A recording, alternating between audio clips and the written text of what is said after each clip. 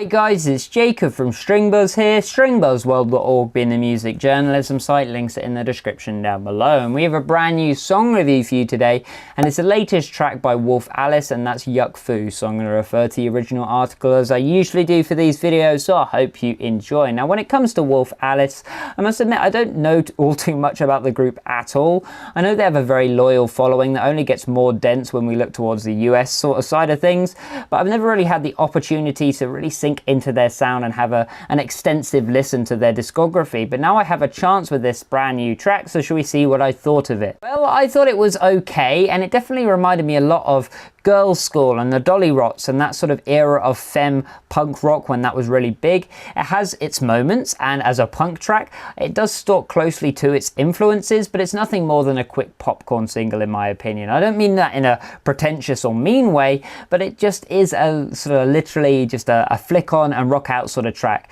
that is probably much better live than what it is listening at home.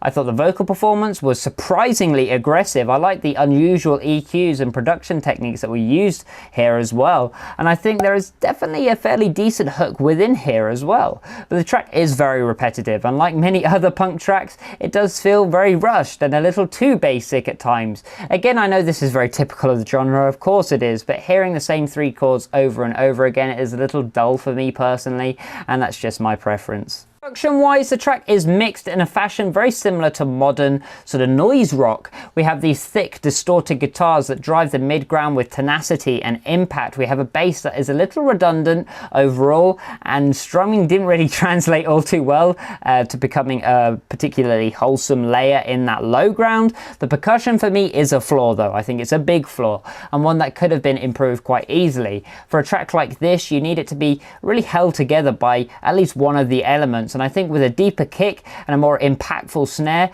I think this track could have been held together by the percussion, and it could have been an entirely different entity altogether. Vocally, I actually love the techniques that were on showcase here. We have this telephone-like EQ and slapback reverb placed on these widely panned vocals, and it makes for a very almost overdriven and moody mix. Really fitted the track well. When it comes to the musicality of this track, I think the vocals are actually much more aggressive and much more punky than the rest of the instrumentation. They are frenetic, wild, howled out with force and anger. It's genuinely one of the best punk vocal performances I've heard in years, full stop. The instrumentation on the other hand just didn't fire at all cylinders like I wanted it to, and it was just fine for me. Sure, they follow the usual conventions when it comes to punk rock, you know, simple progression, simple drum beat, simple root note bass lines, but it's just all frenetic and loud. But nothing really sounded that dark or impactful or that punky, to be honest. I think the production does eat its way into this, but I did find the progressions utterly repetitive anyway, and they were a bit too major to be a punk track, I guess. The track is very short as well, which I think is a good thing because you don't want a punk track to really be dragged out.